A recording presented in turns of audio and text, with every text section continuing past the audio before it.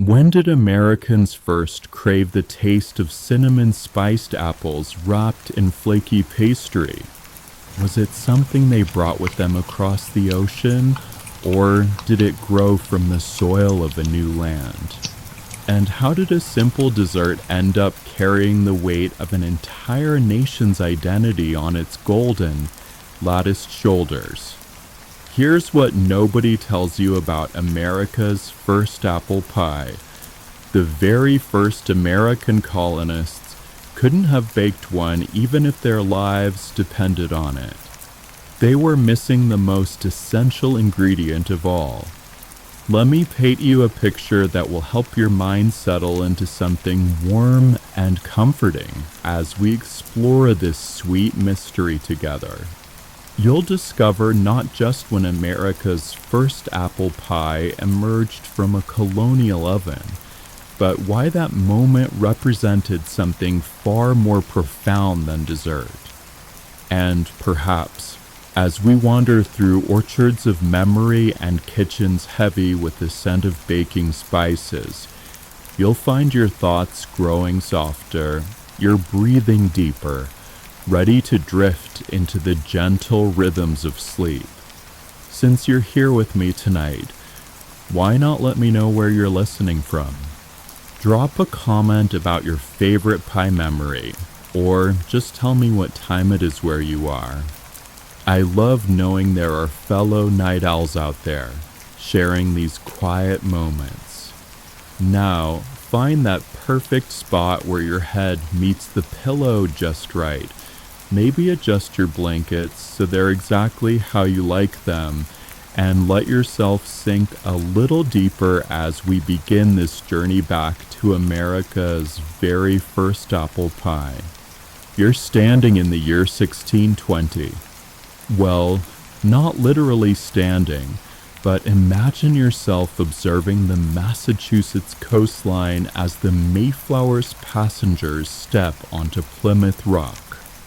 The salt air carries unfamiliar scents, pine needles sharp and clean, wild berries that taste nothing like home, something earthy and untamed that speaks of endless forests stretching beyond the horizon.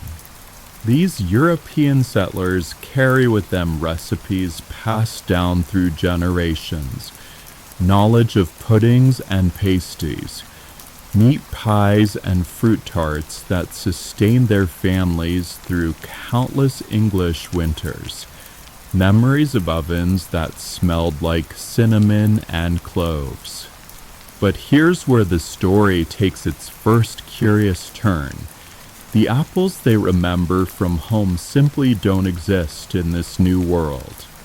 The wild crabapples scattered through New England forests are small, bitter, barely the size of a walnut and harder than stones. You can picture a Puritan housewife, her hands stained purple from trying to make something, anything, edible from these sour little fruits, wondering if she'll ever taste a proper apple again, if her children will grow up knowing what their grandmother's apple tart actually tasted like. Honestly, I can't imagine the disappointment. Spending months crossing the Atlantic with memories of sweet, juicy apples dancing in your head, only to discover that the apples in your new homeland could probably break a tooth. It's like expecting to find roses and discovering thorns instead.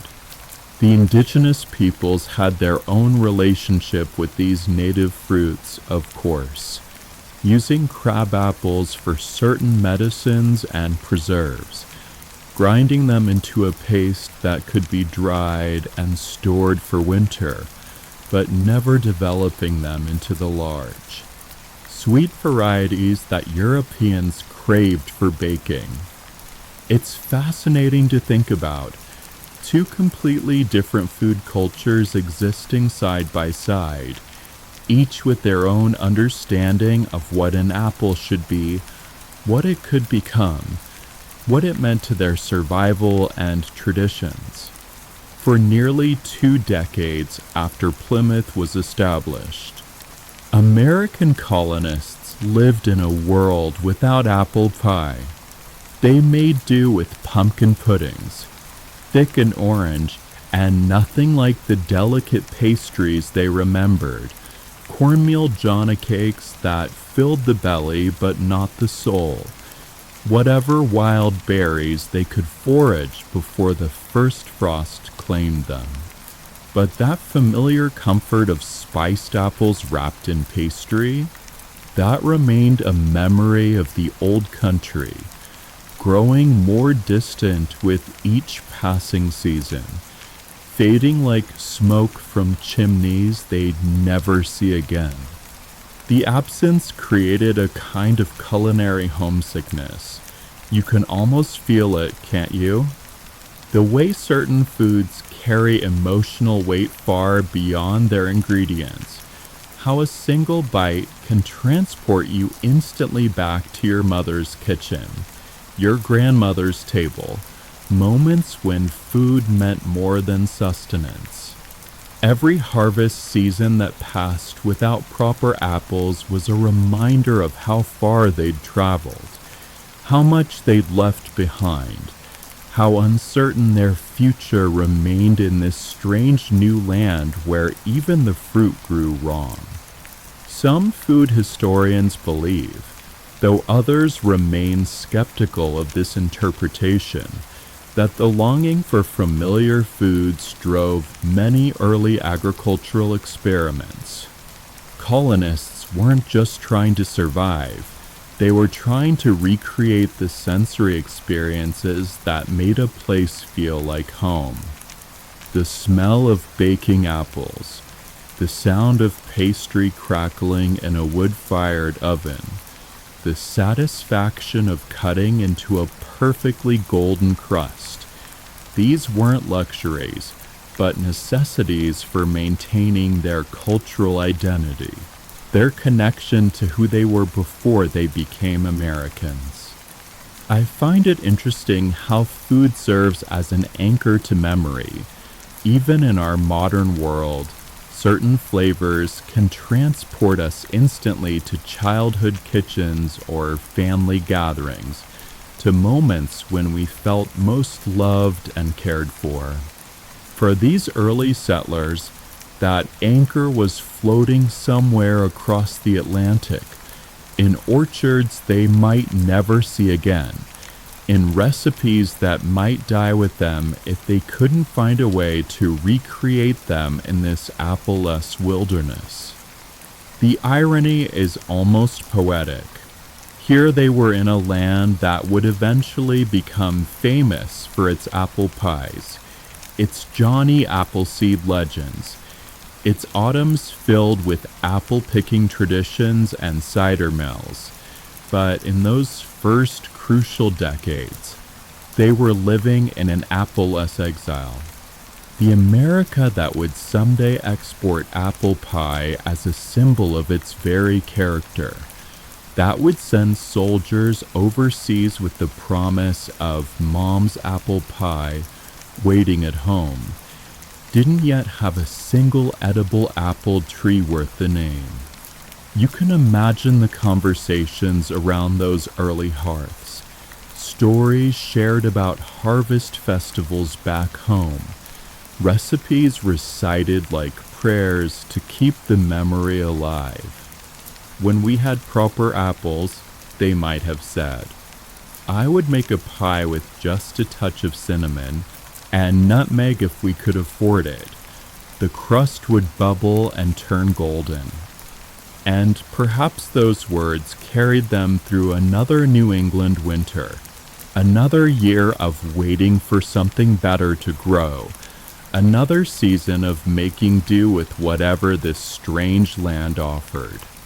The landscape itself seemed to be waiting too, rich soil that would prove perfect for apple cultivation, climate with just the right balance of cold winters and warm summers, but empty of the genetic material needed to make it happen.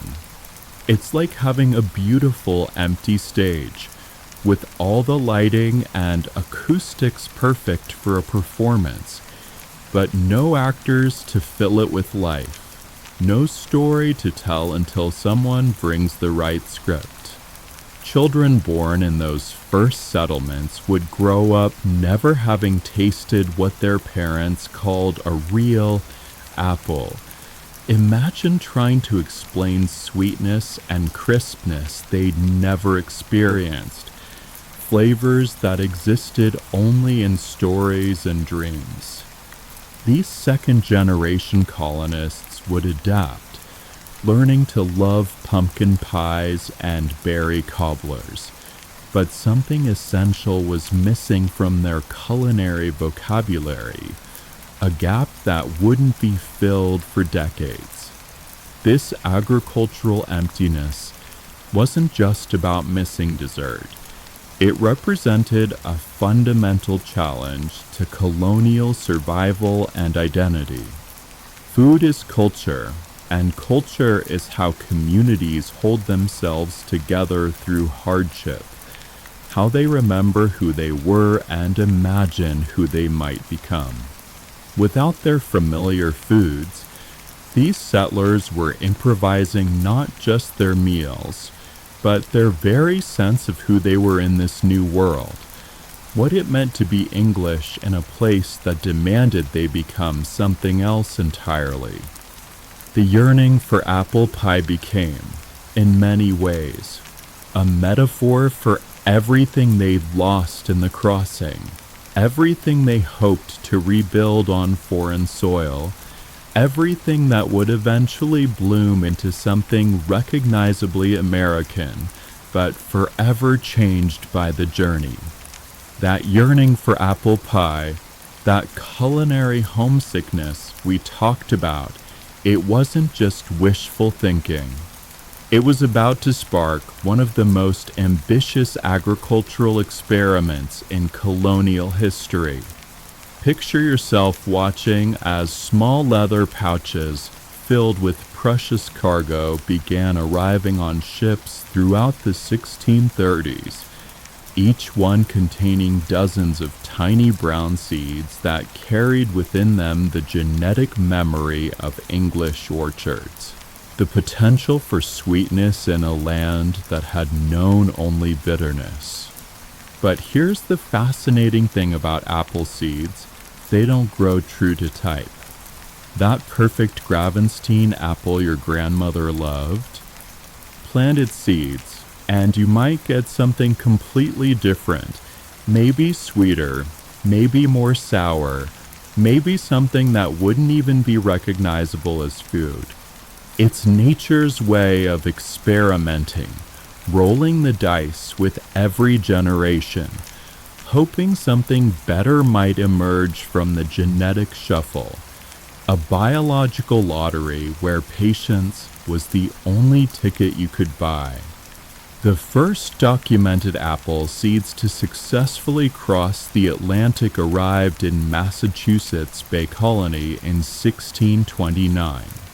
Just 9 years after those Appalese pilgrims had first set foot on Plymouth Rock. You can imagine them, standing on the deck as the New World coastline emerged from morning fog, fingering those precious seeds in their pockets, wondering if they'd live long enough to taste the fruit that might someday grow from this leap of faith. This investment in a future they could barely imagine. William Blackstone, now there's a character worth knowing, was perhaps the first successful apple cultivator in New England. He'd arrived even before the Mayflower, living alone on what would later become Boston Common, already experimenting with fruit cultivation when the Puritans showed up and decided his land looked perfect for their settlement. Historical accounts suggest, though some scholars question the exact timeline, that Blackston had successfully coaxed edible apples from his experimental plantings by 1635, making him possibly the father of American apple pie. I have to admire the sheer optimism it took to plant apple seeds in unknown soil, knowing you wouldn't taste the results for at least 5 to 7 years, assuming everything went perfectly. These weren't people planning for the weekend. They were planning for decades, for children not yet born, for harvests they might not live to see, for pies that existed only in dreams and fading memories. The seeds themselves traveled in ingenious ways, sewn into coat linings to protect them from moisture, hidden in flour barrels where they'd stay dry, packed between layers of clothing and wooden trunks where the constant pressure kept them from rattling around and breaking. Every passenger ship became, in essence, a floating seed bank, carrying the genetic diversity of European orchards to a continent that had never known such sweetness. Some seeds didn't survive the journey, rotting in damp holds or drying out in poorly sealed containers, but enough made it to begin what would become one of the most successful agricultural transplantations in human history. But planting the seeds was only the beginning of the challenge. You have to remember that these colonists were working with soil they didn't understand, climate patterns they'd never experienced, agricultural techniques that might or might not work in this strange new environment. The rich, dark earth of New England looked promising, but looks can be deceiving when you're trying to recreate the orchards of Devonshire in the wilderness of Massachusetts, when every decision could mean the difference between abundance and starvation. Those first experimental apple trees grew slowly, tentatively, like children learning to walk in a foreign country.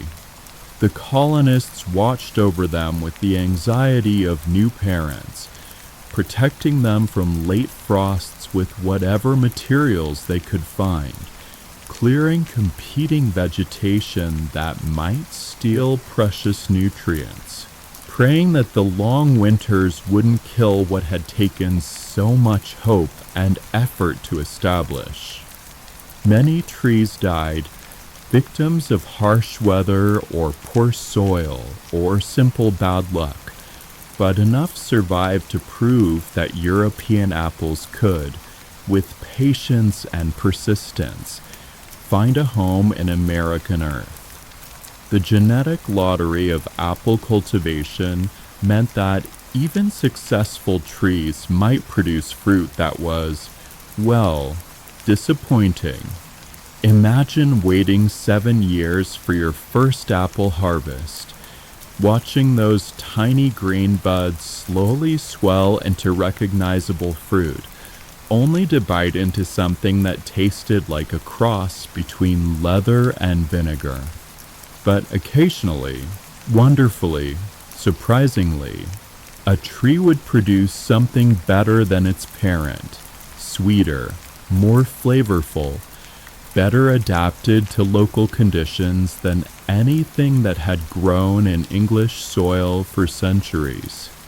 Religious leaders of the time, particularly among the Puritans, saw apple cultivation as both practical necessity and spiritual metaphor. They preached about the patience required to plant seeds for future generations, the faith needed to invest in harvests you might never see, the way good works planted today might bear fruit long after the gardener had gone to his eternal reward. It's touching, really, how they connected the simple act of planting apple seeds to larger questions about legacy and hope and building something lasting in an uncertain world.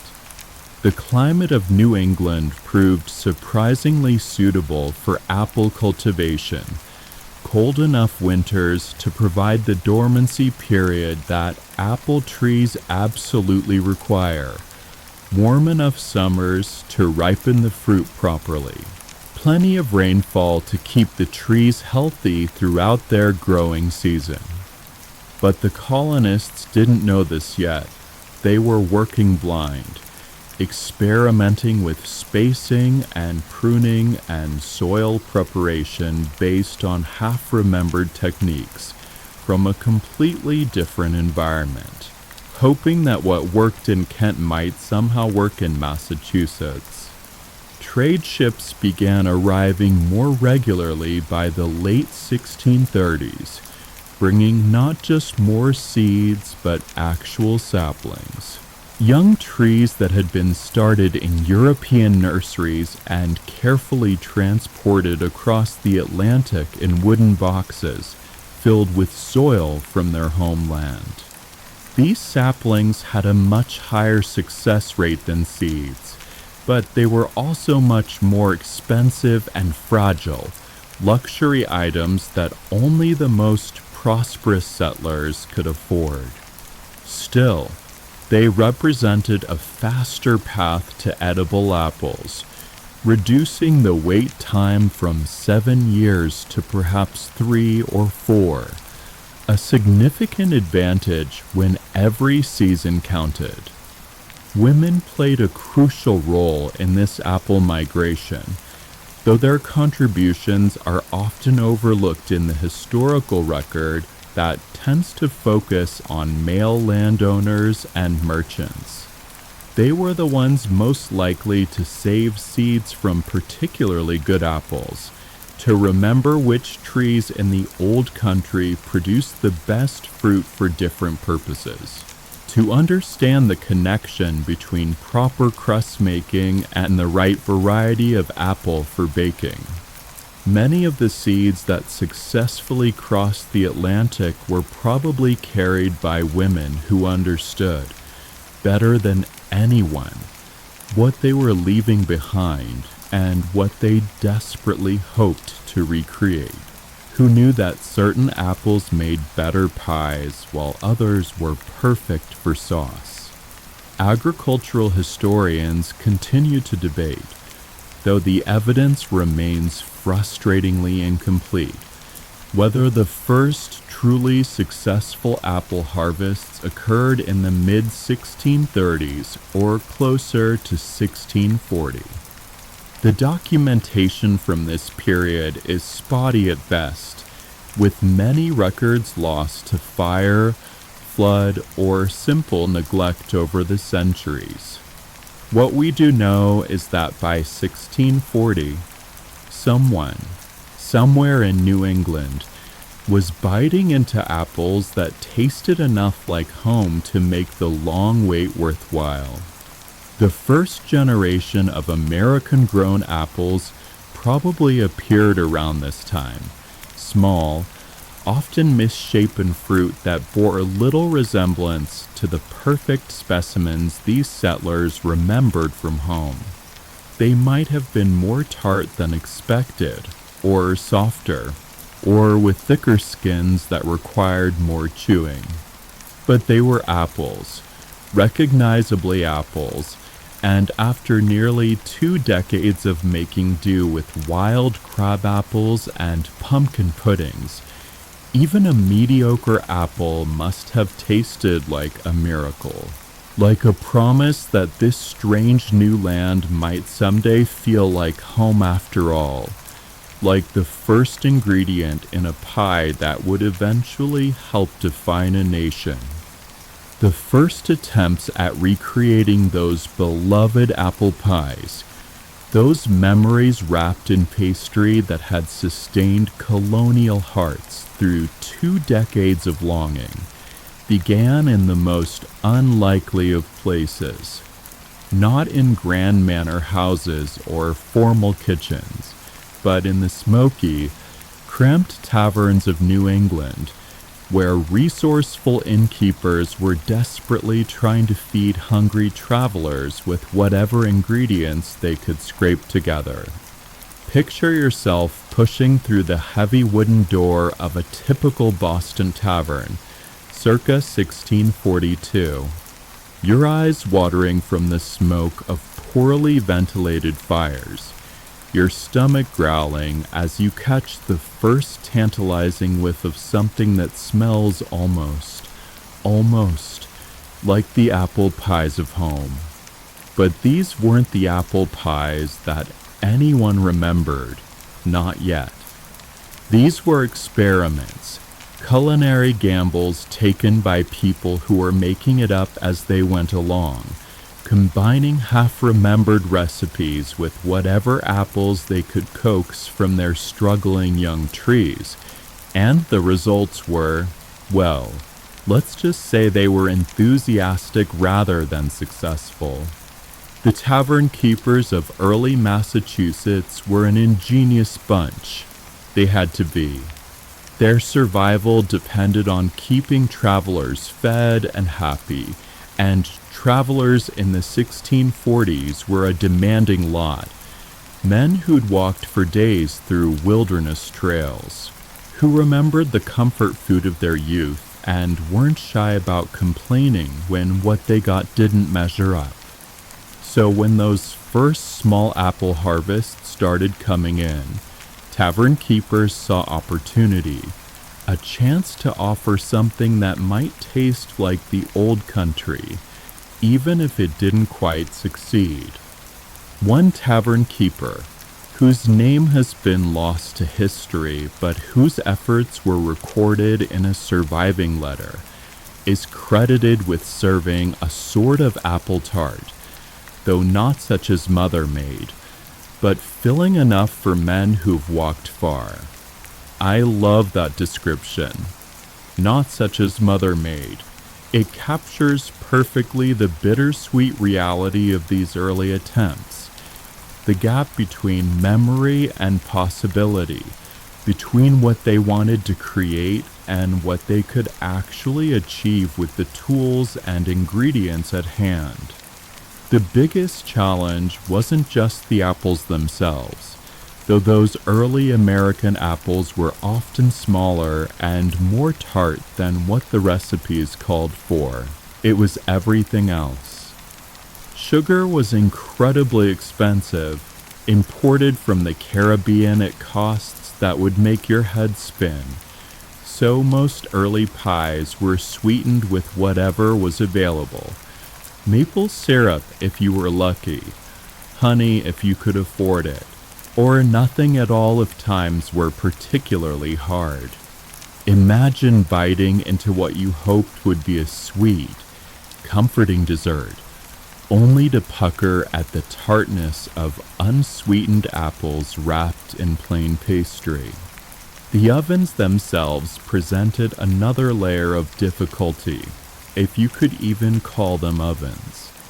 Most taverns cooked over open fires, using Dutch ovens or makeshift clay contraptions that heated unevenly and required constant attention. You couldn't just slide a pie into a nice, controlled environment and wait for the magic to happen. You had to constantly adjust coals, rotate the vessel, pray that the bottom didn't burn while the top stayed raw. Hope that the crust would somehow achieve that golden perfection despite working with tools that belonged more in a blacksmith shop than a bakery. Culinary researchers have long debated, though the evidence is admittedly thin, whether these early tavern pies should even be considered true predecessors to American apple pie. Some argue that they were closer to English pasties, thick-crusted affairs designed more for portability than pleasure, while others contend that the use of local apples and adaptation to local conditions represents the true beginning of a distinctly American approach to pie making. The crusts themselves tell a story of adaptation and compromise. Colonial bakers couldn't always get the fine white flour they remembered from home, so they made do with coarser meal, sometimes mixed with cornmeal to stretch it further, sometimes reinforced with whatever fat was available, lard from pigs if they were prosperous, bear fat if they were desperate, anything that might create something resembling the flaky pastry of their memories. Women played a crucial but often unrecorded role in these tavern experiments. Many tavern keepers were actually widows who'd taken over their husbands' businesses, and they brought to the task not just business sense, but the cooking knowledge they'd inherited from mothers and grandmothers back in England. They were the ones who remembered that certain spices paired well with apples, who knew how to judge when a crust was properly mixed, who understood the alchemy of transforming simple ingredients into something that might, if you squinted and hoped hard enough, remind you of home. The spices available to these early bakers were limited and precious. Cinnamon cost more per ounce than many families earned in a week. Nutmeg was literally worth its weight in silver. So most early apple pies were seasoned with whatever grew locally or could be foraged from the forest. Wild ginger, if you knew where to find it, herbs that might add some complexity to the filling, or nothing at all except salt and whatever natural sweetness the apples themselves could provide. But here's what I find remarkable about these early tavern pies. Despite all the compromises and substitutions, despite the fact that they probably tasted nothing like what anyone expected, they represented something important. They were proof of concept, evidence that apple pie could exist in America, that the dream of recreating this particular comfort food wasn't just nostalgic fantasy, but achievable reality, even if the reality needed some work. The customers who ate these early pies were surprisingly forgiving, or maybe just grateful for anything that reminded them of civilized dining after weeks of travel rations and whatever they could hunt or forage on the trail. Surviving account books from several taverns show that apple tart became a regular menu item by the mid-1640s, suggesting that despite their imperfections, these experimental pies found an audience, people willing to pay for a taste of something that felt like progress, like a step toward the familiar comforts they'd left behind. By 1645, tavern apple pies had evolved from desperate experiments to genuine menu staples, still far from perfect, still requiring diners to adjust their expectations, but recognizable enough that travelers began specifically requesting them, asking if the kitchen had apples, if they might taste something that reminded them of better times, of kitchens where everything smelled like cinnamon and everything tasted like home. These tavern pies served another important function beyond mere sustenance. They became conversation starters, ways for strangers to connect over shared memories of the food they'd grown up with, stories of mothers and grandmothers who'd made proper pies, dreams of orchards that might someday grow big enough to supply all the apples a baker could want, visions of a future where apple pie might actually taste like apple pie again. But somewhere between those experimental tavern pies and the apple pie of American legend, something extraordinary happened. In the autumn of 1679, in a small settlement called Medford, Massachusetts, a skilled baker pulled from her brick oven what many food historians now consider the first truly recognizable American apple pie. You can picture the moment. Golden steam rising from perfectly crimped edges, the sweet aroma of cinnamon and baked apples filling her modest kitchen, and this baker, flour still dusting her apron, realizing she'd just created something that tasted remarkably like the pies her grandmother used to make back in Devonshire. What made this particular pie so special wasn't just its taste, though by all accounts it was delicious, but the fact that it represented the culmination of nearly 6 decades of agricultural and culinary evolution. This baker had access to ingredients and techniques that the tavern keepers of the 1640s could only dream of.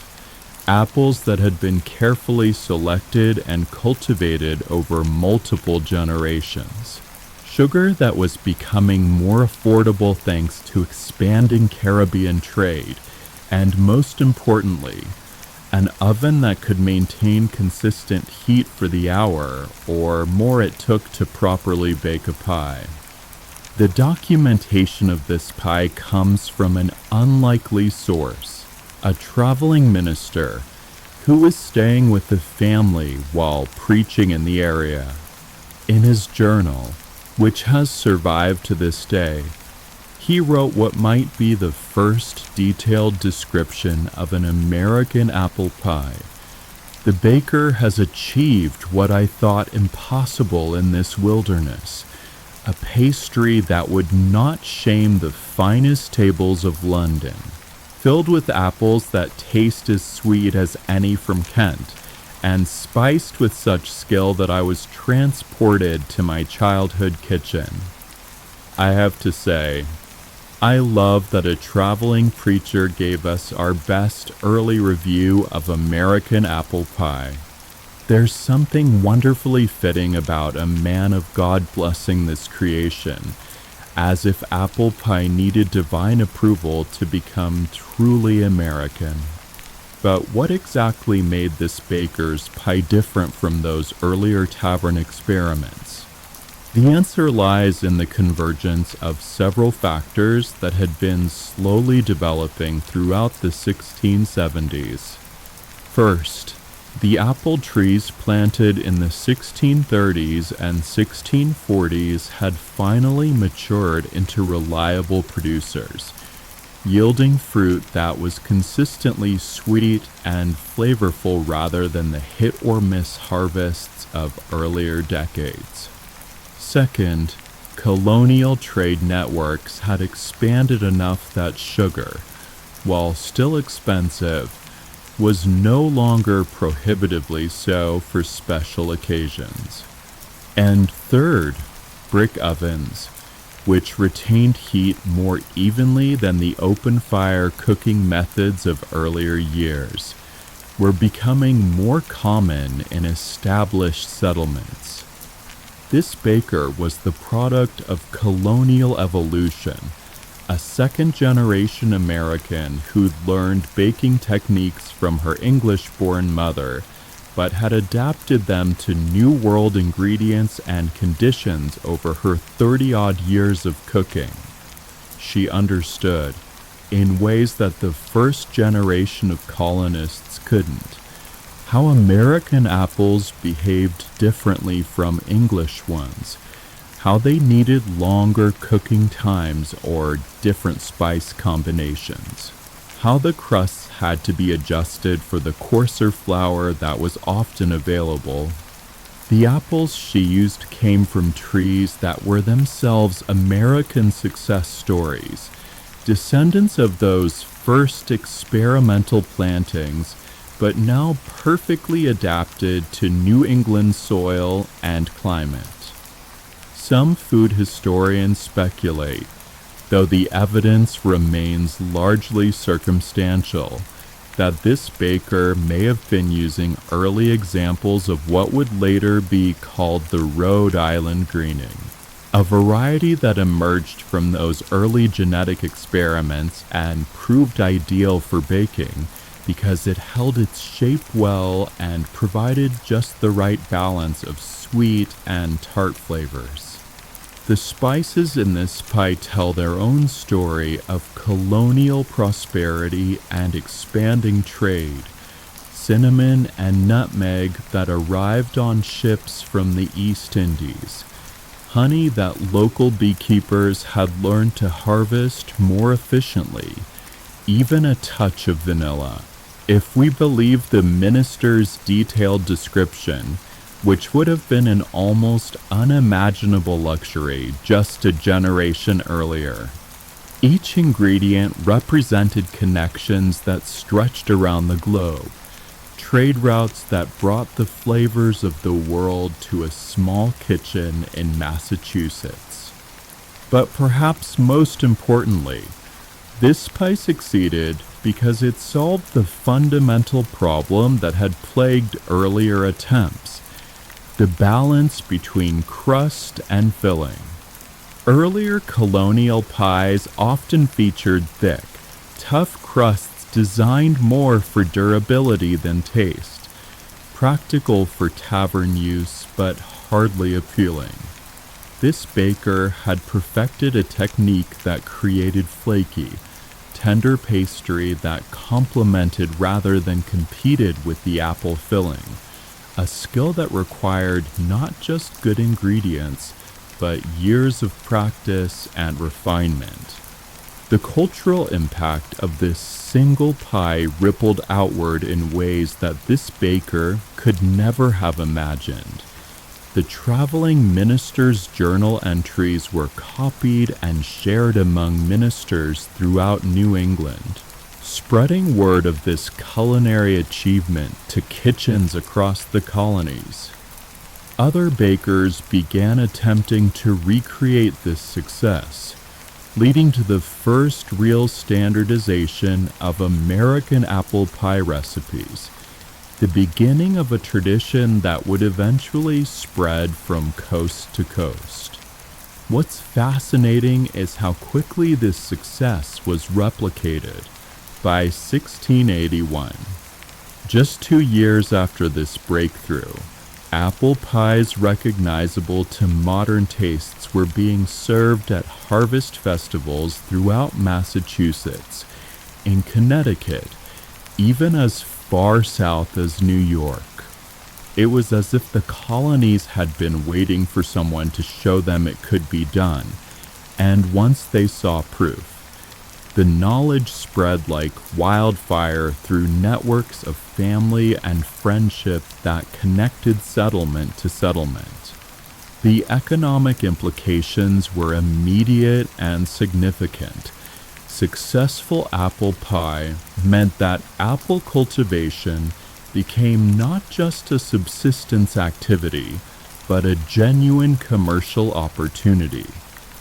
Farmers who'd been growing apples primarily for their own families suddenly found themselves with a marketable product. Bakeries began advertising apple pies as seasonal specialties, and the first apple pie recipes began appearing in the margins of family Bibles and commonplace books, preserved for future generations like precious heirlooms. This baker probably never knew that she'd created what food historians now call the template for American apple pie, the combination of techniques and proportions that would define this dessert for centuries to come. She was simply trying to make something delicious for her family and their guests, using the best ingredients she could afford, applying skills she'd spent decades perfecting, creating a moment of comfort and satisfaction in a world that offered precious little of either. But in that humble kitchen in Medford, on an autumn day in 1679, American apple pie was truly born, not as an idea or an experiment, but as a fully realized creation that tasted like home, like celebration, like the sweet promise that this strange new land might someday offer all the comforts and pleasures that its people had crossed an ocean to find. This baker's success in 1679 wasn't just about creating a delicious pie. It was about proving that American bakers could innovate, could take the basic concept of apple pie and make it uniquely their own. And that's exactly what happened in the decades that followed, as colonial bakers began experimenting with techniques that would have shocked their English grandmothers, developing methods that were perfectly suited to New World ingredients and the realities of frontier life. The most revolutionary change was happening right beneath the filling, in the crust itself. English pie crusts had traditionally been thick and sturdy, designed to serve almost like edible bowls that could hold heavy fillings and survive long journeys without falling apart. But American bakers, working with different flours and different needs, began developing something entirely new.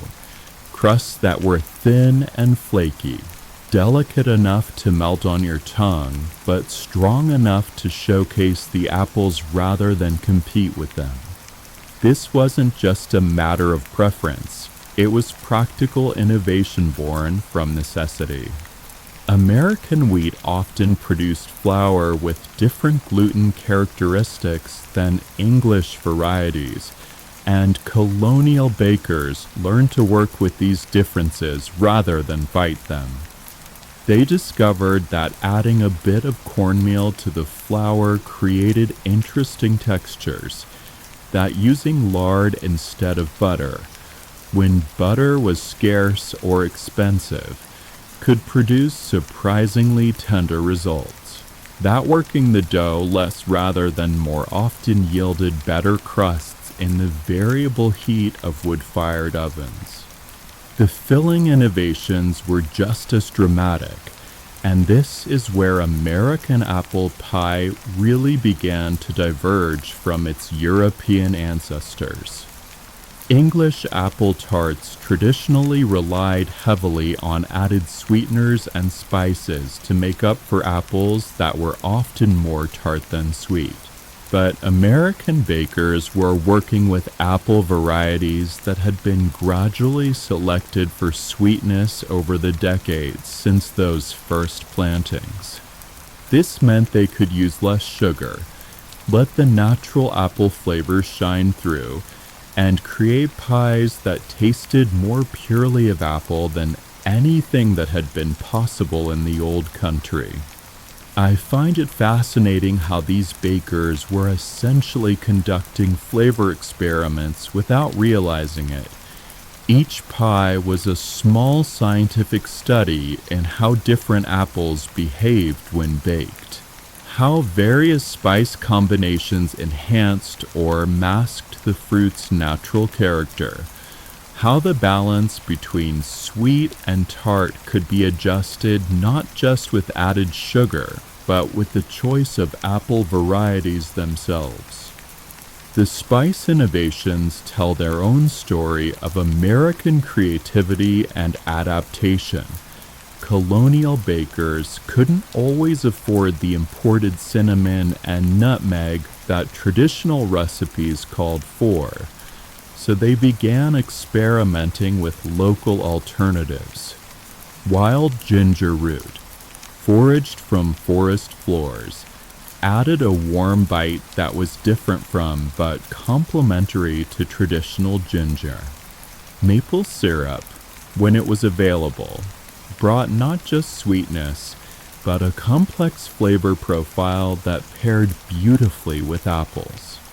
Even simple additions like a pinch of salt began to be recognized as essential for bringing out the fruit's natural sweetness.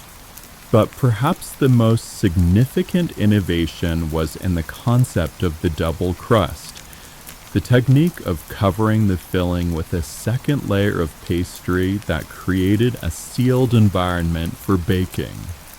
Food historians debate, though the evidence is scattered across dozens of family recipe collections, whether this technique developed independently in America or was adapted from similar methods used for meat pies. What's clear is that American bakers perfected it for fruit pies in ways that created something entirely new, a dessert that was both rustic and elegant, simple and sophisticated. The latticework crust, that beautiful woven pattern that we now associate with classic American apple pie, emerged during this period as both practical solution and artistic expression. The lattice allowed steam to escape during baking, preventing soggy bottoms and ensuring that the filling cooked evenly, but it also created visual appeal that elevated apple pie from simple farmhouse dessert to something worthy of special occasions. The patterns varied from baker to baker, some preferring simple crosshatch designs, others creating elaborate geometric patterns that turned each pie into a small work of art. Colonial women, and it was almost exclusively women who were perfecting these techniques, developed an incredible sensitivity to the subtle variables that could make or break a pie. They learned to judge oven temperature by how long they could hold their hand inside, to determine doneness by the sound of bubbling filling, to adjust recipes based on the humidity of the day or the age of their flour. These weren't skills you could learn from a cookbook. They required years of practice and an almost intuitive understanding of how ingredients behaved under different conditions. The regional variations that began emerging during this period reflect the diversity of colonial settlements and the different challenges they faced. New England bakers, with access to maple syrup and abundant apples, developed pies that were often less sweet but more complex in flavor. Pennsylvania Dutch bakers, drawing on German traditions, began adding unusual spices like cardamom or even rose water to their fillings. Southern bakers, working in hotter climates where keeping pastry cool was more challenging, developed techniques for working with dough that could withstand higher temperatures without becoming tough. What's remarkable is how quickly these innovations spread throughout the colonies, despite the fact that most settlements were isolated from each other by days or weeks of difficult travel. The mechanisms were informal but effective. Young women who married and moved to new settlements carried their family techniques with them. Traveling ministers and merchants shared stories of exceptional pies they'd encountered, and gradually, a distinctly American approach to apple pie making emerged that was recognizable from Maine to Georgia. By the 1690s, American apple pies had evolved so far from their English origins that visiting Europeans often commented on the difference, usually favorably. A Dutch merchant wrote in his travel journal that American apple pies were more delicate than our own, with crusts like butter and apples that taste of sunshine. It's a lovely description, and it captures something essential about what these colonial bakers had achieved. They'd taken a European concept and transformed it into something that could only have been created in America, using American ingredients, adapted to American conditions, reflecting American ingenuity and the willingness to improve upon tradition rather than simply preserve it. These weren't just recipe changes. They were cultural adaptations that reflected a broader American characteristic, the belief that things could be made better. That tradition was a starting point rather than an ending point. That innovation was not just acceptable, but desirable when it led to superior results. While colonial bakers were perfecting their crusts and fillings in established settlements, something even more transformative was happening in the wilderness beyond. A solitary figure was wandering the frontier with a canvas bag full of apple seeds and a vision that would change the American landscape forever. You might know him as Johnny Appleseed, but his real name was John Chapman, and his impact on America's apple pie story goes far beyond the folk tales and children's books that usually tell his story. Chapman wasn't the whimsical wanderer of legend, planting random apple trees wherever his fancy struck him. He was actually a shrewd businessman and a genuine conservationist, decades ahead of his time in understanding how agriculture and wilderness could coexist. Starting around 1797, when he was just 23 years old, Chapman began establishing apple nurseries throughout the Ohio River Valley, strategically placed to serve the wave of settlers who were pushing westward into territories that would eventually become Ohio, Indiana, and Illinois. But here's what makes Chapman's story so crucial to the apple pie narrative. He wasn't just spreading apples. He was spreading the possibility of apple pie to places where such a thing had seemed impossible just a generation earlier.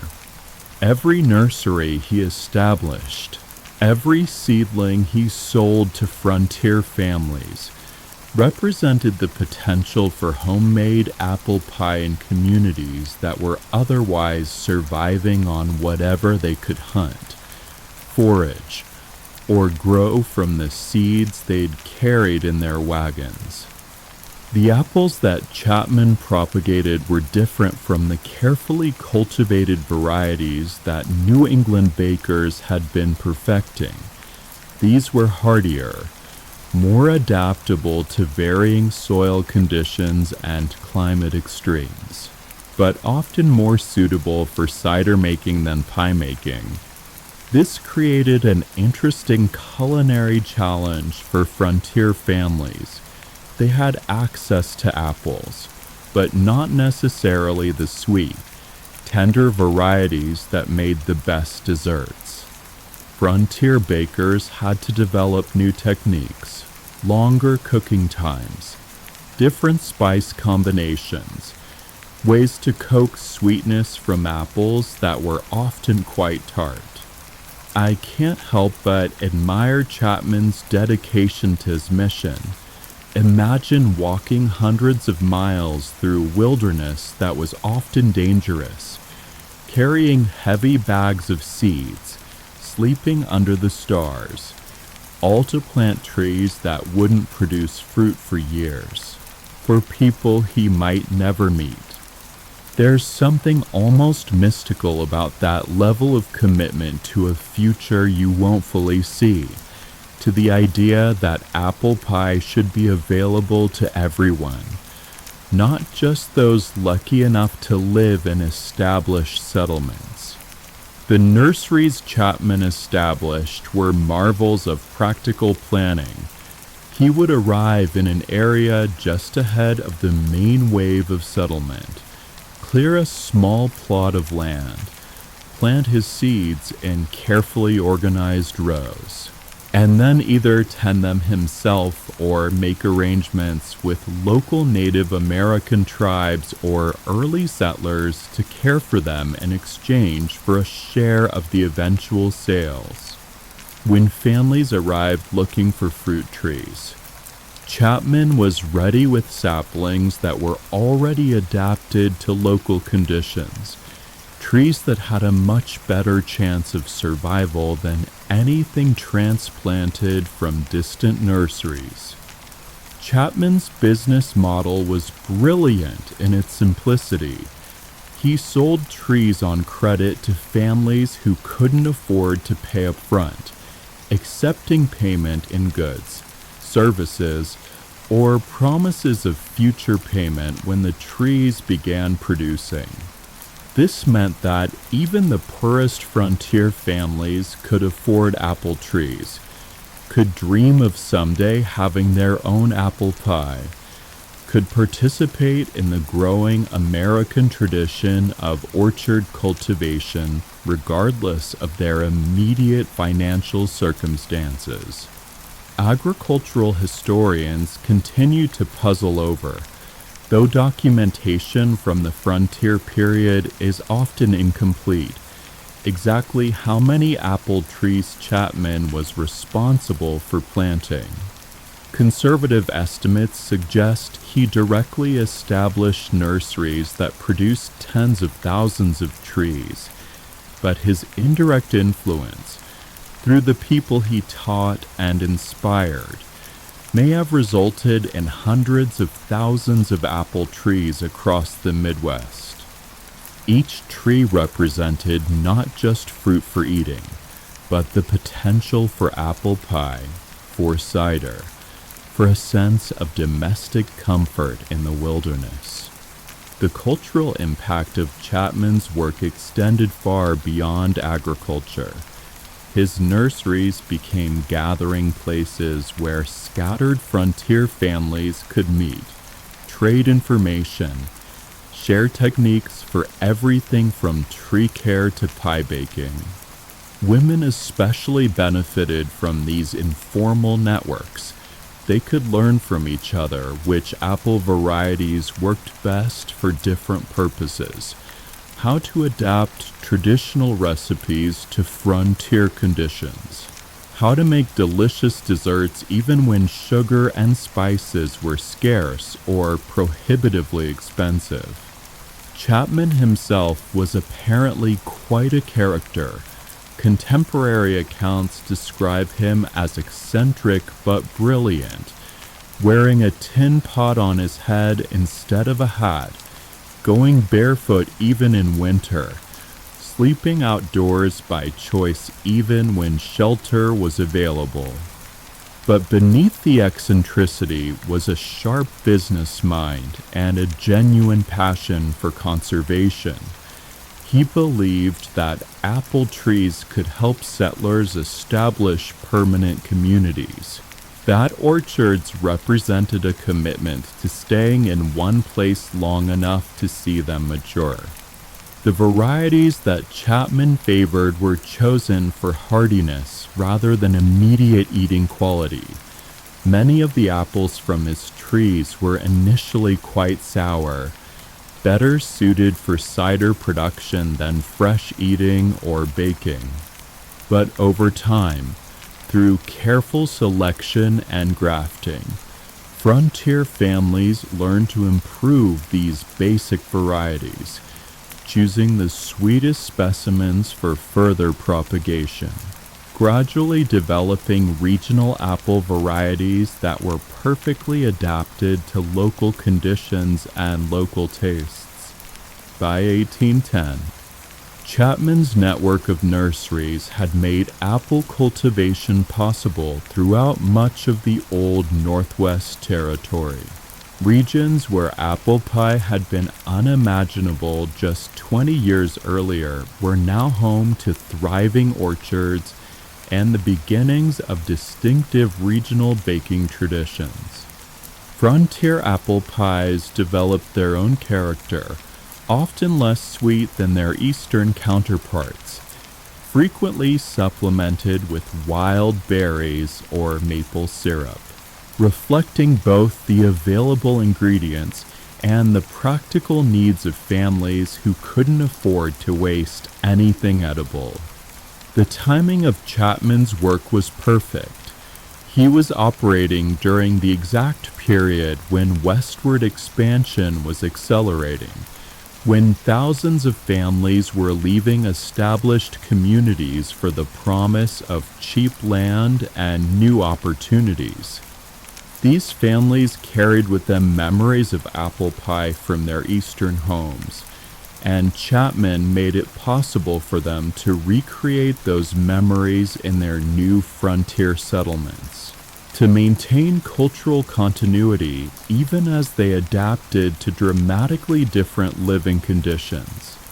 Chapman's legacy wasn't just agricultural, it was deeply cultural.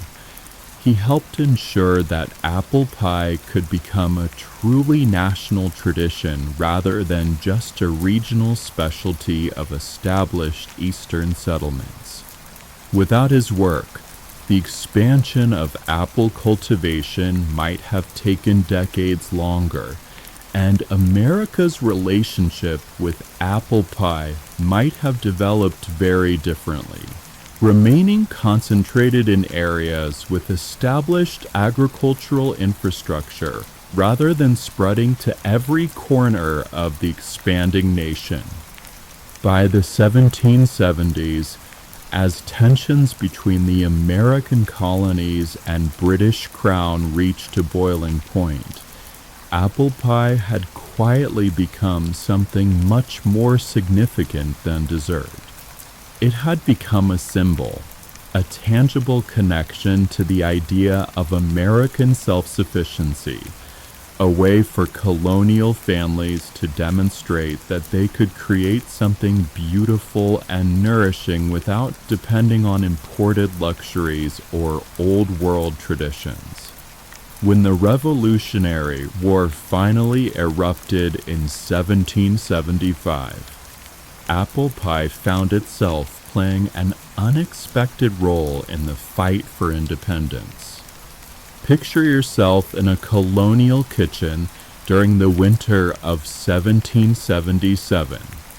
The brutal winter when Washington's army was starving at Valley Forge, and imagine a group of women gathered around a large wooden table, their hands busy with pie dough while they discussed which of their neighbors might be loyalists, which local merchants were profiteering from wartime shortages, how they could stretch their precious flour and sugar to feed both their families and any continental soldiers who might pass through their area seeking food and shelter. These weren't just baking sessions. They were acts of resistance. Every apple pie made with American-grown apples, sweetened with American maple syrup instead of imported sugar, seasoned with locally foraged herbs instead of expensive foreign spices, represented a small declaration of independence from British trade networks. Colonial bakers were proving, one pie at a time, that America could feed itself, could create its own luxuries, could build a culture that wasn't dependent on European approval or European ingredients. The sharing of apple pie recipes during this period took on almost subversive qualities.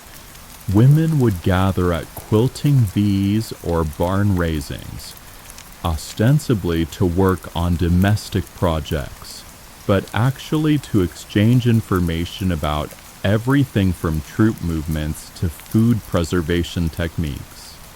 Recipes became a form of coded communication, ways to share practical knowledge that could help communities survive the disruptions of war while maintaining some semblance of normal domestic life. I find it fascinating how food can become political without anyone really planning it that way.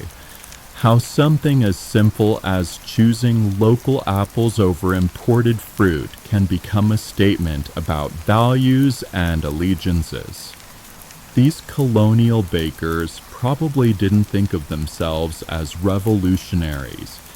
They were just trying to feed their families with whatever ingredients they could afford, but their choices accumulated into something larger. A distinctly American approach to cooking that celebrated local ingredients and practical innovation. The wartime shortages that plagued the colonies from 1775 to 1783 forced bakers to become even more creative with their apple pie recipes. Sugar was often impossible to obtain, so they experimented with honey, maple syrup, even concentrated apple cider as sweeteners. Spices like cinnamon and nutmeg became luxuries that most families simply couldn't afford, leading to the development of apple pies that relied more heavily on the natural flavors of Welch's and apples and the subtle complexity that came from careful baking techniques. These wartime adaptations weren't temporary compromises. They became permanent innovations that defined American apple pie as something fundamentally different from its European ancestors. American apple pie became less sweet, more focused on the fruit itself, more rustic in appearance, but more sophisticated in its understanding of how simple ingredients could be combined to create complex flavors.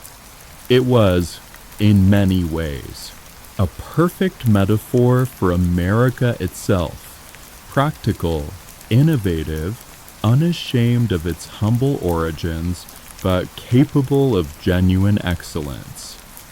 Revolutionary-era cookbooks, though few survived the chaos of war, contain fascinating evidence of how apple pie recipes were adapted to wartime conditions.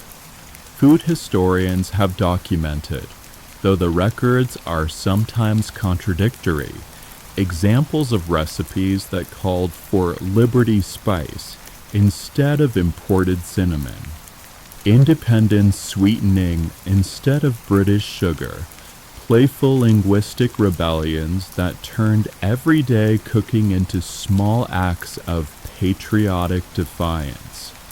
Women played crucial roles in maintaining food traditions during the war years, not just in their own kitchens, but in organizing community efforts to feed soldiers and support military campaigns. Apple pies were ideal for this purpose. They traveled well, provided substantial nutrition, and could be made in large quantities when communities pooled their resources. Church groups and sewing circles became informal military suppliers, producing dozens of pies that would be loaded onto wagons and delivered to wherever Continental forces were camped. The soldiers themselves developed a deep appreciation for homemade apple pie during these years. It represented everything they were fighting for: home, family, the simple pleasures of civilian life that war had temporarily taken away. Letters from Continental soldiers to their families are filled with references to missing their mothers' or wives' apple pies, dreaming of the day when they could sit at their own tables again, surrounded by the people they loved, eating food that tasted of peace and prosperity and normal life. General Washington himself was reportedly fond of apple pie, though whether this preference was genuine or politically calculated is something that culinary historians still debate. What's certain is that apple pie appeared at official dinners and military celebrations throughout the war, served not just as dessert, but as a symbol of American abundance and domestic skill. Proof that the colonies could provide for themselves without British assistance. The end of the Revolutionary War in 1783 marked a turning point for apple pie's cultural significance. What had begun as a practical adaptation to available ingredients and wartime shortages had become something much more important.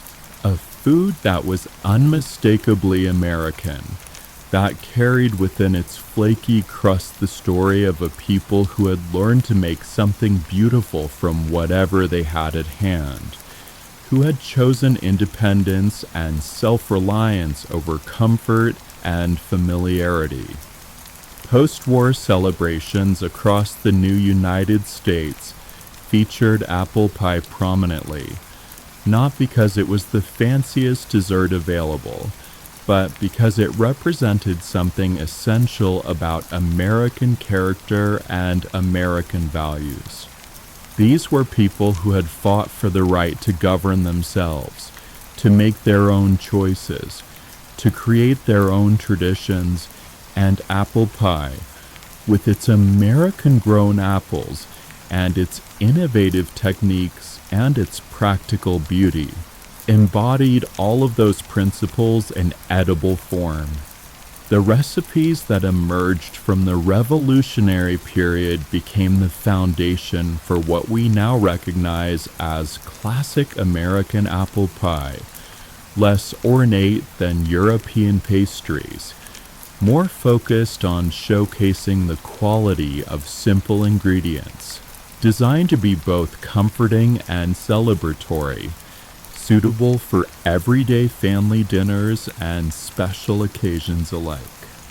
It was food that reflected the democratic ideals of the new nation, accessible to ordinary families, but capable of gracing the finest tables, practical but never plain, humble in its origins but proud of what it had become. The decades following American independence witnessed something remarkable: the transformation of apple pie from wartime necessity into peacetime perfection.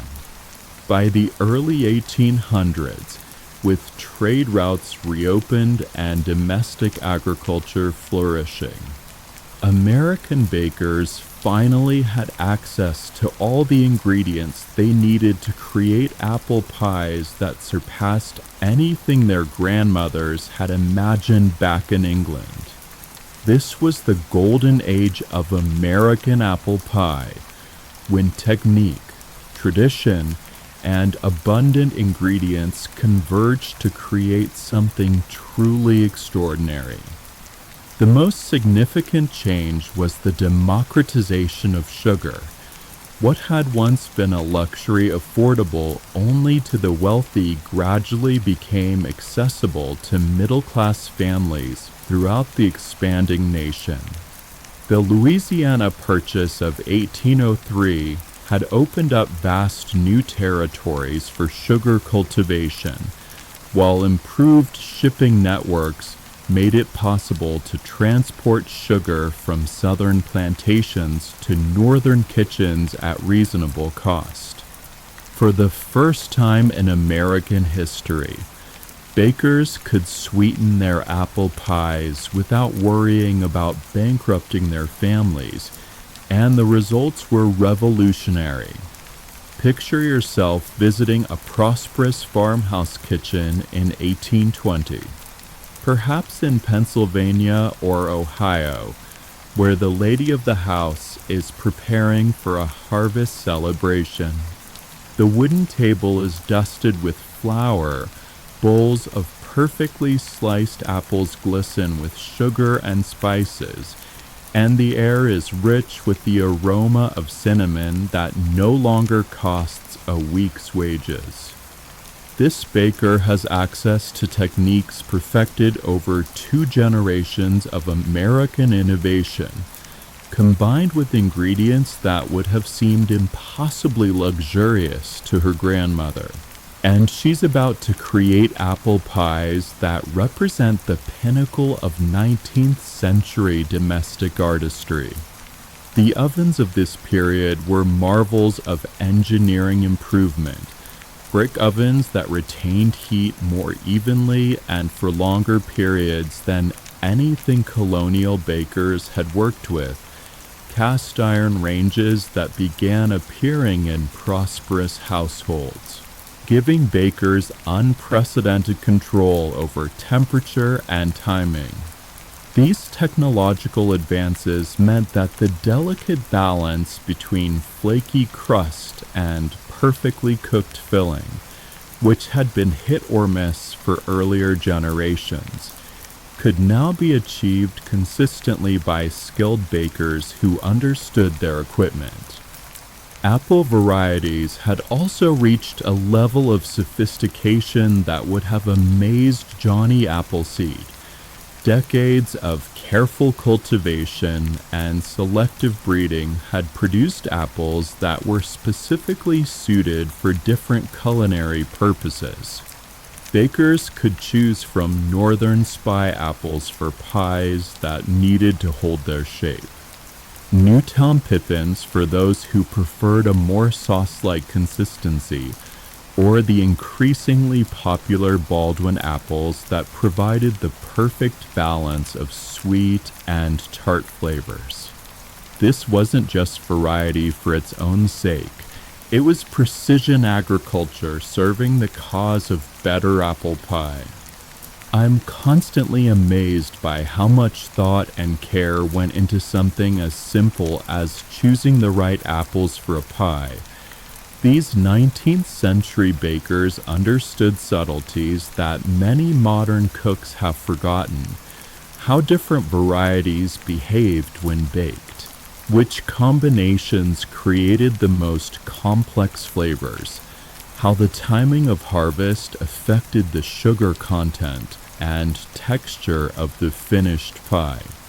They were food scientists before the term existed, conducting delicious experiments in their own kitchens.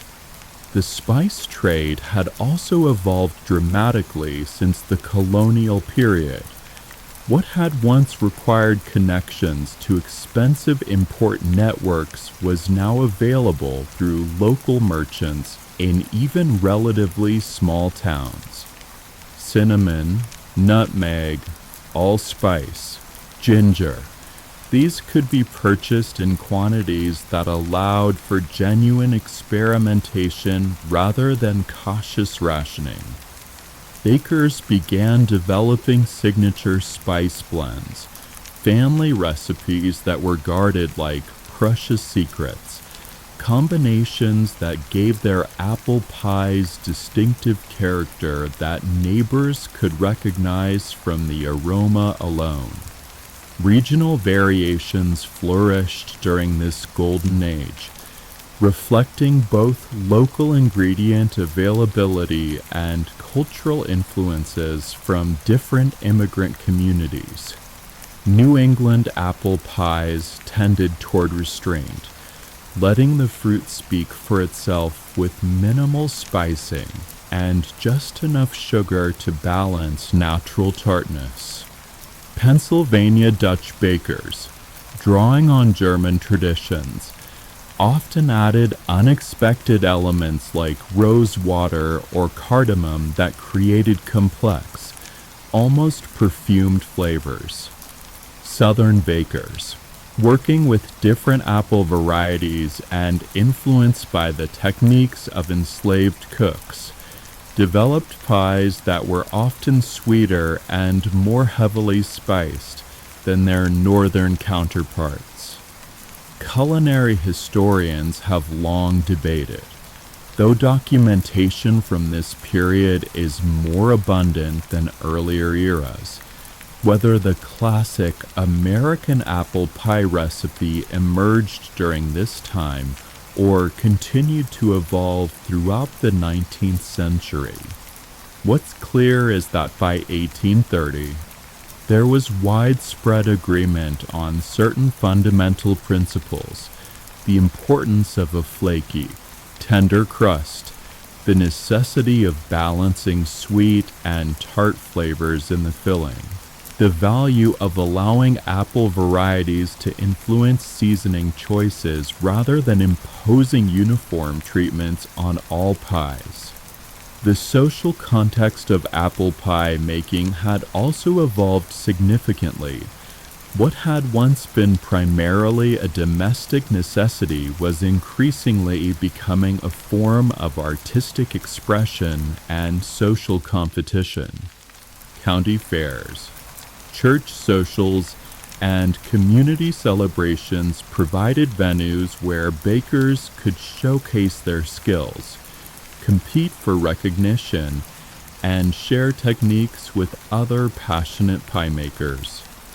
These weren't just casual gatherings, they were serious events where reputations were made and family pride was on the line. Women's magazines, which began appearing regularly in American cities during this period, played a crucial role in standardizing and spreading apple pie techniques. Publications like Godey's Lady's Book featured detailed recipes, illustrations of proper crust techniques, and advice on everything from apple selection to oven management. For the first time, bakers in isolated rural areas could learn from experts in distant cities, creating a more unified national approach to apple pie making while still preserving regional variations and family traditions. The latticework crust reached new heights of sophistication during this era. What had begun as a practical solution for steam ventilation became an art form in its own right. Skilled bakers developed increasingly complex patterns, geometric designs that required mathematical precision, decorative techniques that turned each pie into a small sculpture. These weren't just showing off, though there was certainly an element of that. They reflected a genuine pride in craftsmanship and a belief that even humble ingredients deserved beautiful presentation.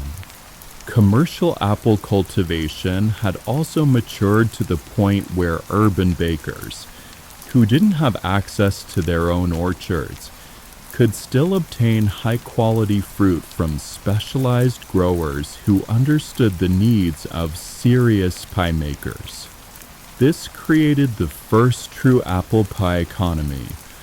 Farmers who grew specific varieties for baking purposes, merchants who specialized in supplying bakers with premium ingredients, a network of commerce built around the pursuit of perfect apple pie. By 1840, American apple pie had achieved something remarkable. It had become both utterly democratic and genuinely sophisticated, accessible to any family with basic baking skills and a modest income, yet capable of reaching levels of excellence that impressed even the most demanding palates.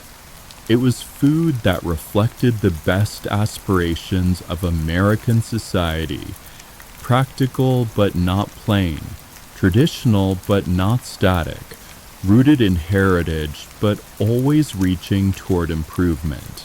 Proof that democracy and excellence were not contradictory but complementary ideals. The golden age of handmade apple pie was about to collide with the age of machines, and the collision would forever change what it meant to eat apple pie in America. By the 1880s, the same industrial revolution that was transforming everything from transportation to textiles had begun to set its sights on the American kitchen and apple pie, with its popularity and universal appeal, became one of the first targets for mass production. Picture yourself standing in a bustling bakery in Chicago, circa 1885, watching as steam-powered mixing machines knead dough that would have taken hours to prepare by hand, while mechanical apple peelers strip fruit at speeds that would have amazed any farmhouse cook. The transformation began, as many industrial innovations did, with the railroads.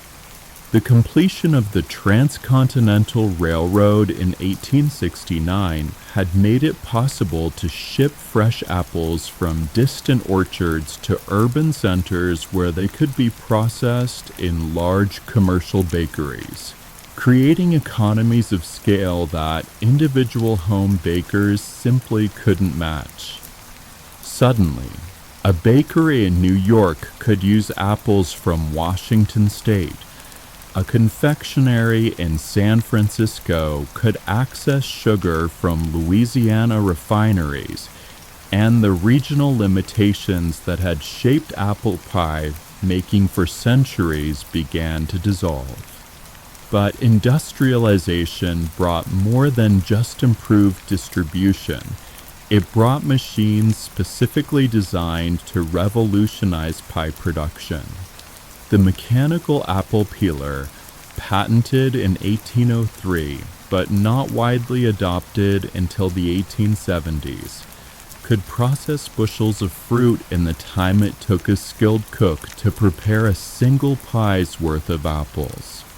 Steam-powered ovens, with their precise temperature controls and massive capacity, made it possible to bake dozens of pies simultaneously with consistent results that surpassed what even the most experienced home baker could achieve with traditional wood-fired equipment.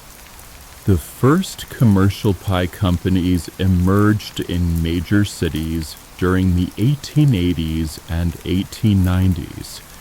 Operations that bore little resemblance to the intimate kitchen scenes we've been exploring.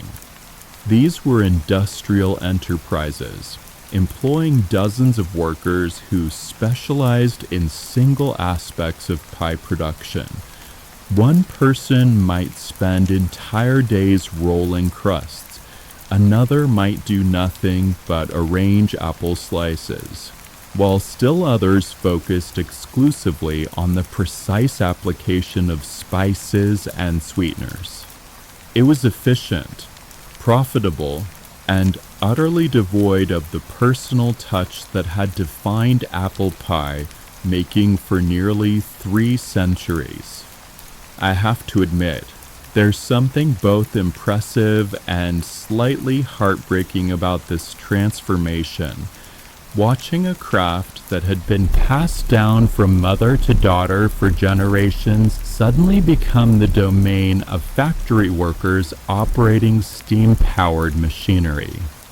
Progress always comes with trade-offs, and the trade-off here was the loss of that intimate connection between baker and pie, that sense of personal investment and family tradition that had made each pie unique.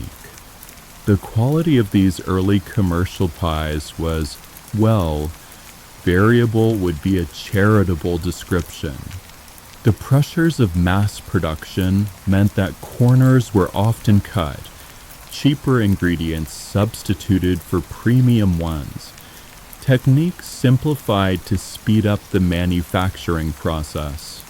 Early commercial apple pies frequently featured crusts that were tough rather than flaky, fillings that relied heavily on sugar to mask the flavor of inferior apples, and a uniformity that eliminated the delightful variations that had made homemade pies so interesting and personal.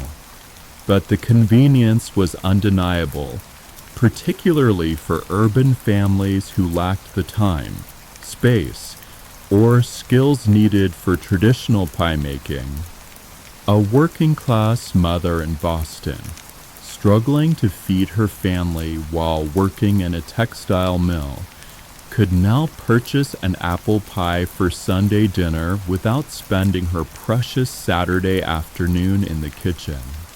It wasn't as good as what her grandmother might have made, but it was affordable, available, and recognizably apple pie, which was enough for families adapting to the rhythms of industrial life. The marketing of commercial apple pie became an art form in itself. Companies competed not just on taste, but on convenience, affordability, and emotional appeal.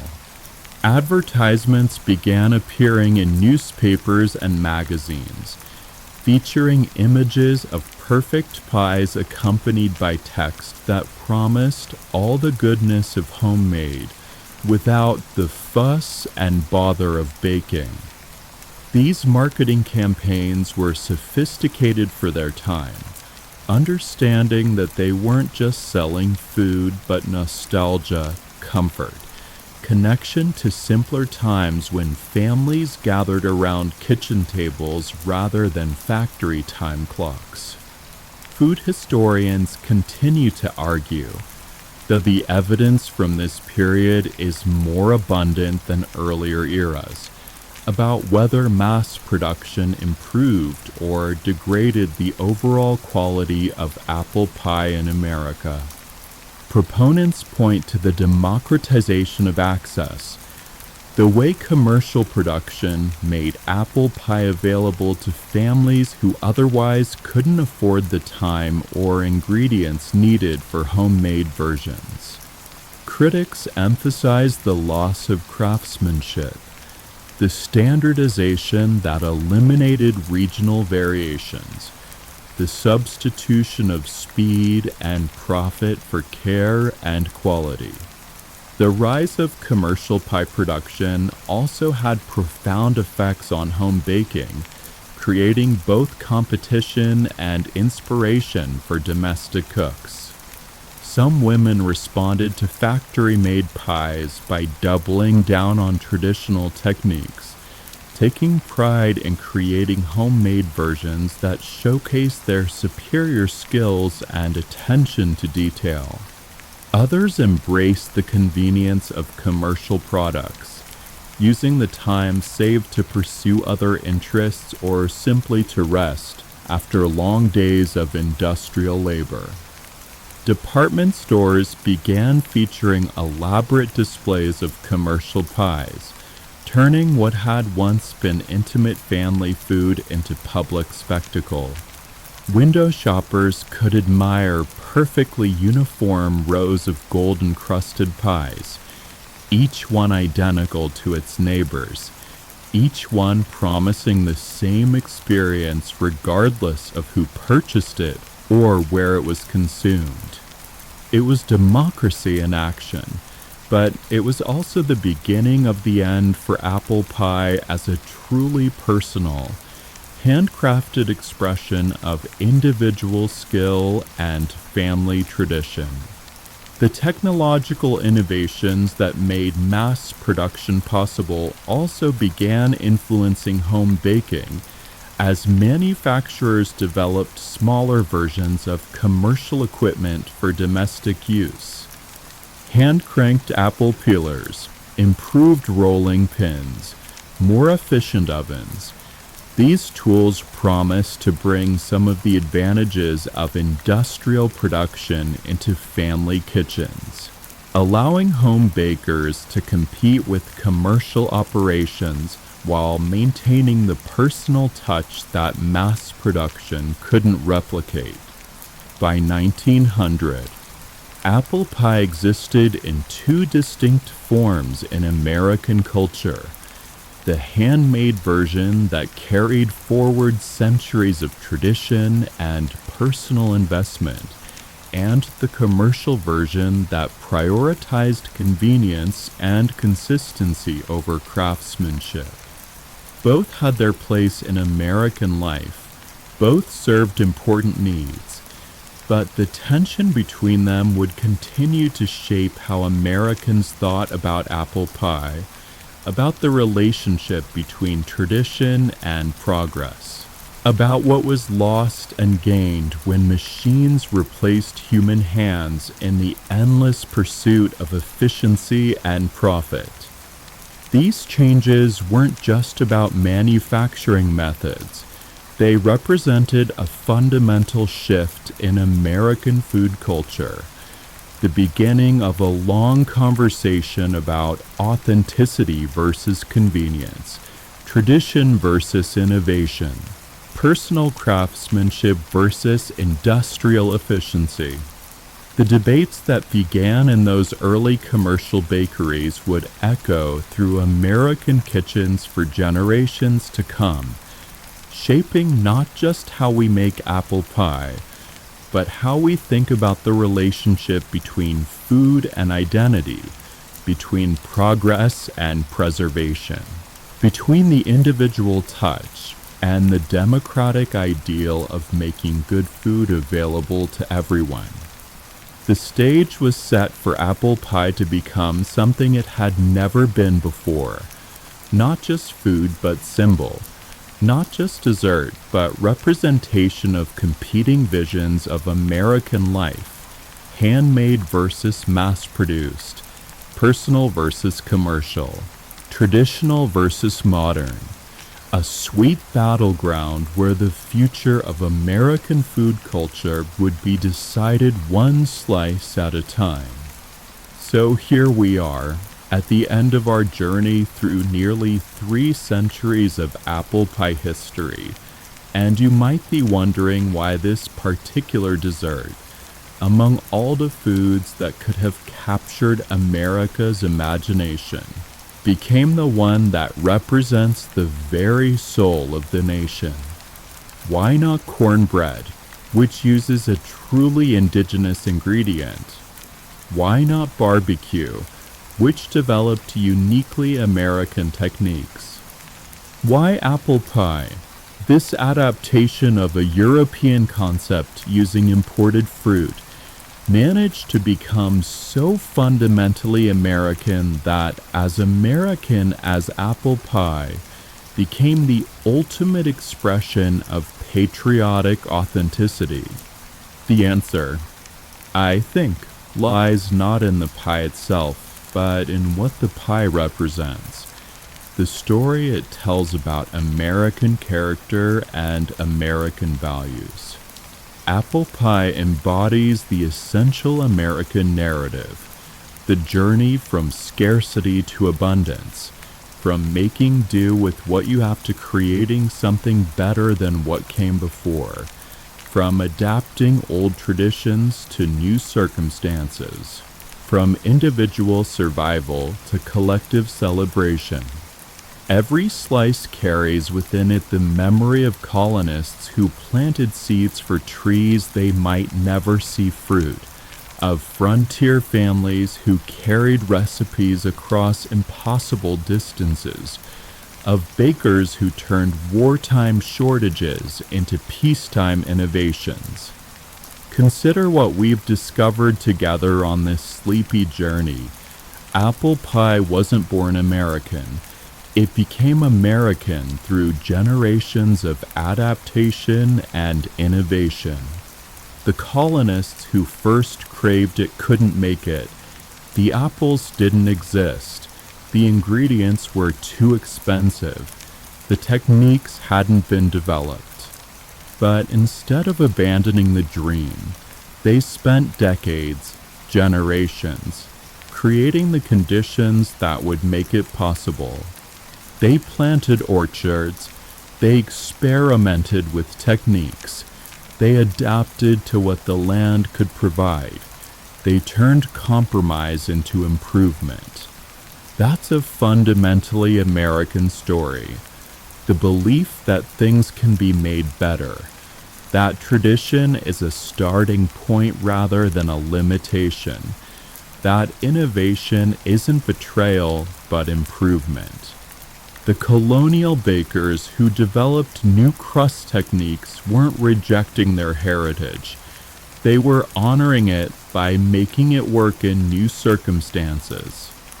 The frontier families who sweetened their pies with maple syrup instead of imported sugar weren't settling for less. They were discovering something different, something that reflected their landscape and their resourcefulness. Apple pie also represents something uniquely democratic about American food culture. It's sophisticated enough to grace the finest tables, but simple enough for anyone to attempt.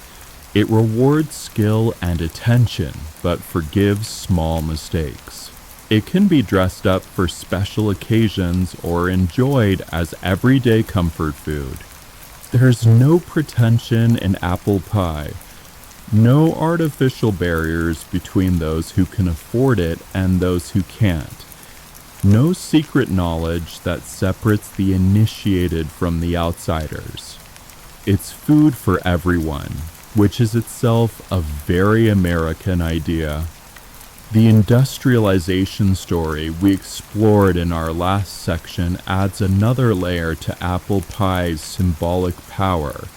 It represents the tension between handmade and mass-produced, between personal and commercial, between tradition and progress that has defined American culture for more than a century. You can buy apple pie in any supermarket, but you can also make it in your own kitchen using techniques that Colonial bakers would recognize. Recipes that carry forward the innovations of countless anonymous bakers who cared more about feeding their families than making history. Cultural anthropologists have long pondered, though their theories sometimes conflict with each other, why certain foods become symbolic of national identity while others remain merely regional specialties or ethnic traditions. Apple pie succeeded as an American symbol because it managed to be both specific and universal, rooted in particular historical experiences, but adaptable to changing circumstances. Traditional enough to feel authentic, but flexible enough to evolve with the culture it represents. The mystery isn't really why apple pie became American. It's how America became apple pie. The qualities we associate with this dessert: practicality combined with beauty, simplicity that can achieve sophistication, accessibility that doesn't sacrifice excellence, tradition that embraces innovation. These aren't just characteristics of a recipe, they're aspirations for a way of life. Apple pie became American because America saw itself reflected in apple pie. Or maybe it's the other way around. Maybe America shaped itself to match the values that apple pie seemed to embody. There's something almost mystical about how food can carry so much cultural weight, how a combination of flour and apples and sugar can become a repository for national memory and national hope. But that's exactly what happened with apple pie. It became more than dessert, more than tradition. It became a way of understanding what it means to be American. An edible metaphor for the ongoing experiment in democracy and diversity and determination that defines this country. Every time someone bakes an apple pie from scratch, they're participating in that experiment, connecting with those pioneering bakers and Johnny Appleseed and countless unnamed bakers who believed that good food was worth the effort. That tradition was worth preserving, that innovation was worth pursuing, that the simple act of creating something delicious for people you care about was itself a form of patriotism and hope and faith in the future. The story of America's first apple pie, whenever and wherever it was actually baked, is really the story of America itself. The journey from impossible dream to achievable reality, from scarcity to abundance, from adaptation to innovation, from survival to celebration. It's a story that continues every time someone rolls out pie dough, every time someone chooses the perfect apples, every time someone shares a slice with someone they love, every time someone tastes something sweet and thinks of home. And perhaps that's the deepest mystery of all. Not when America's first apple pie was baked, but why we still care. Why this particular combination of simple ingredients continues to mean so much. Why the smell of apples and cinnamon baking in an oven can still transport us to kitchens we've never seen, to families we've never met, to moments of comfort and connection that transcend time and place and circumstance. The answer, I think, is that apple pie represents something we all hunger for. Not just sweetness, but continuity. Not just flavor, but belonging.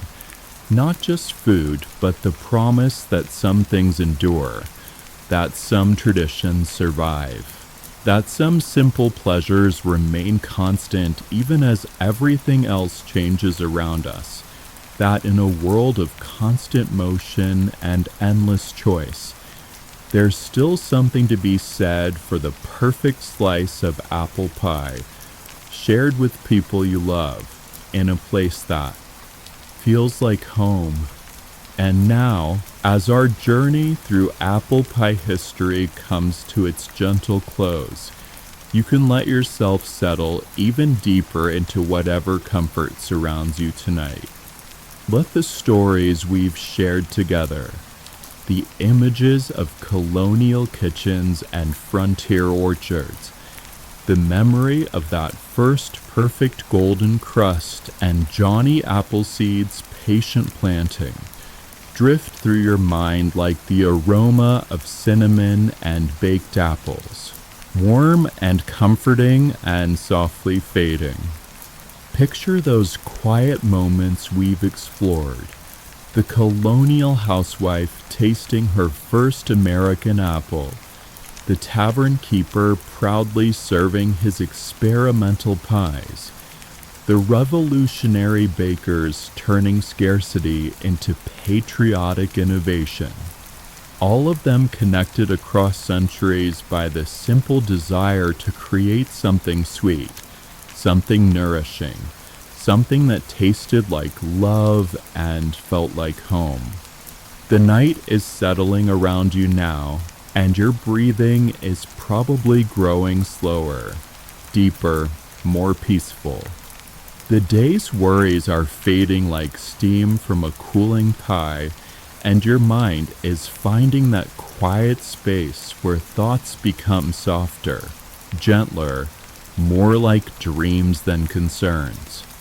Let yourself imagine the perfect kitchen, warm and filled with golden light, where the counters are dusted with flour and the air smells of vanilla and spice, where time moves slowly and every breath brings comfort and every moment feels like a gentle embrace. This is your space now, your quiet refuge, where stories become dreams and dreams become rest. Feel your body sinking deeper into softness, your muscles releasing the tension of the day, your thoughts becoming as light and flaky as the perfect pie crust, drifting, floating, settling into the peaceful rhythm of sleep. There's nothing you need to do now, nowhere you need to be, nothing to solve or fix or worry about. Just the quiet satisfaction of a story well told, a journey well traveled, A night well spent in the company of apple pie and all the hands that made it, all the hearts that loved it, all the families that shared it across the generations. Sweet dreams, and may your rest be as perfect, as golden, as comforting, as America's very first apple pie, baked with love, shared with joy, remembered with gratitude, in kitchens that exist now only in dreams, but dreams that taste like cinnamon, smell like home, and feel like the sweetest sleep you've ever known. Close your eyes now, let the stories fade, let the warmth remain, and drift gently, peacefully, beautifully into the deepest, most restful, most apple pie-scented sleep.